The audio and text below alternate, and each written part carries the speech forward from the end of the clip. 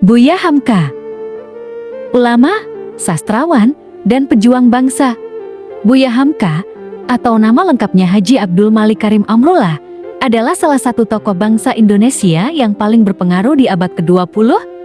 Ia dikenal luas sebagai seorang ulama besar, sastrawan terkemuka, wartawan, filsuf, dan pejuang kemerdekaan yang pemikirannya melampaui zamannya.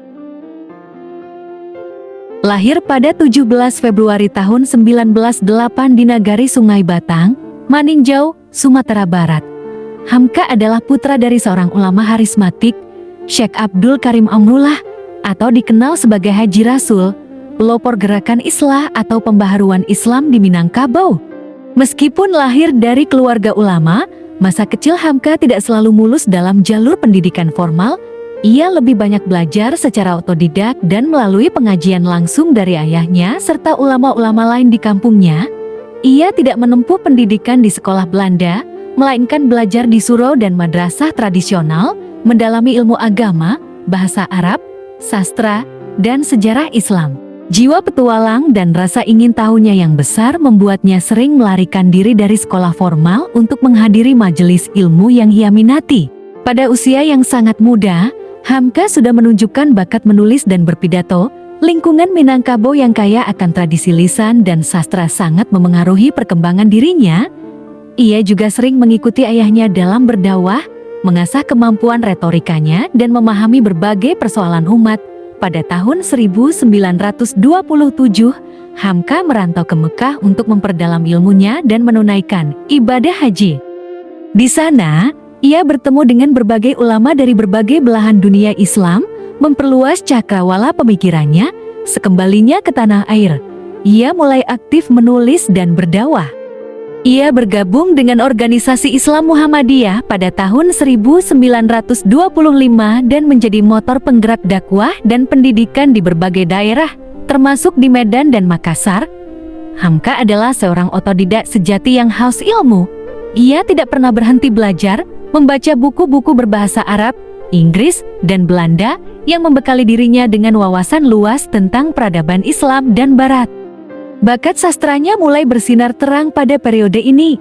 Hamka menulis novel, cerpen, dan esai dengan gaya bahasa yang indah dan syarat makna. Salah satu karyanya yang paling fenomenal adalah novel Di Bawah Lindungan Ka'bah 1938 dan Tenggelamnya Kapal Van der Wijk 1939. Karya-karya ini tidak hanya memotret kisah cinta dan kehidupan sosial, tetapi juga menyisipkan nilai-nilai moral, agama, dan kritik terhadap adat istiadat yang tidak sesuai dengan ajaran Islam. Novel-novelnya sangat populer dan berhasil menyentuh hati banyak pembaca, menjadikannya salah satu sastrawan terbesar pada masanya. Selain sastra, Hamka juga aktif di dunia jurnalistik. Ia mendirikan dan memimpin beberapa majalah Islam, seperti Pedoman Masyarakat dan Gema Islam. Melalui tulisan-tulisannya, ia menyuarakan gagasan pembaharuan, pendidikan, dan persatuan umat. Kontribusi terbesar Hamka dalam bidang keagamaan adalah karyanya, Tafsir Al-Azhar. Ini adalah tafsir Al-Quran lengkap 30 juz yang ditulisnya selama kurang lebih 10 tahun. Bahkan sebagian besar diselesaikan saat ia dipenjara di era Orde Lama.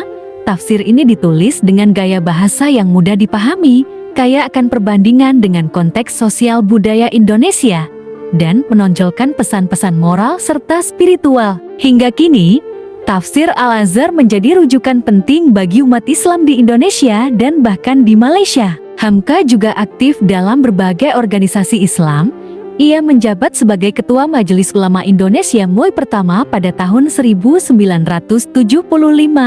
Sebuah posisi yang diembannya hingga akhir hayatnya di MUI. Ia berperan besar dalam memberikan fatwa dan panduan keagamaan bagi umat, serta menjaga kerukunan antar umat beragama. Perjalanan hidup Buya Hamka tidak luput dari tantangan. Ia pernah dipenjara pada masa Orde Lama karena dituduh terlibat dalam upaya makar.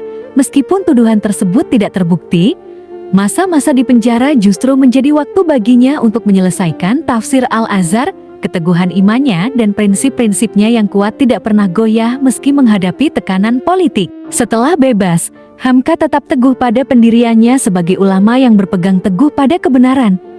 Ia dikenal memiliki keberanian moral yang tinggi, Bahkan seringkali menyampaikan kritik yang konstruktif kepada pemerintah jika dirasa tidak sesuai dengan syariat atau merugikan rakyat. Buya Hamka wafat pada 24 Juli tahun 1981 di Jakarta. Kepergiannya meninggalkan duka mendalam bagi seluruh rakyat Indonesia. Ia dianugerahi gelar Pahlawan Nasional Indonesia pada tahun 2011, sebuah pengakuan atas jasa-jasanya yang luar biasa bagi agama, bangsa, dan negara. Warisan Buya Hamka tidak hanya terbatas pada karya-karya tulisnya, tetapi juga pada suri teladannya sebagai seorang muslim yang teguh, intelektual yang mencerahkan, dan pejuang yang tak kenal menyerah. Pemikiran-pemikirannya tentang keislaman, kebangsaan, pendidikan, dan moralitas terus relevan hingga saat ini, menjadikannya lentera bagi generasi penerus bangsa. Ia adalah bukti nyata bahwa integritas, ilmu, dan pengabdian dapat membentuk seorang individu menjadi mercusuar peradaban.